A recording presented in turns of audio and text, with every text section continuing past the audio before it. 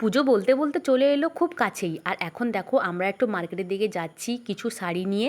আর আমি আইবুড়ো ভাতে অনেক শাড়িও পেয়েছি, আর সেই শাড়িগুলো নিয়ে যাচ্ছি, কিছু ফলস পাড় বসাবো আর পিকো করতে দিয়ে আসবো। আর এখানে দেখো শপিংও করবো, টুকিটাকি পুজোর শপিং। এই তো আমাদের স্টার্ট হয়ে গেল পুজোর শপিং করা। তারপরে দেখো আমরা এখন মার্কেটে চলে এসেছি, আমি, আমার বর, মা, আর হচ্ছে আমার বোন আর বোনের বর। তো দেখো বাড়ির দুই জামাই মিলে চলে এসেছে, সবাই মিলে আমরা চলে এসেছি এখন। এবার একটু এসে এখানে চিকেন পকোড়া কিনছি, তারপরে কিনেছি মিষ্টির দোকানে গেলাম, যে যার পছন্দের মিষ্টি মা কিনে দিচ্ছে। তারপরে চলে এলাম বাড়ি। আর দেখো আমি একটা শাড়ি কিনেছি, তো এটাই ছিল আমার পুজোর শপিংয়ের ফার্স্ট শাড়ি।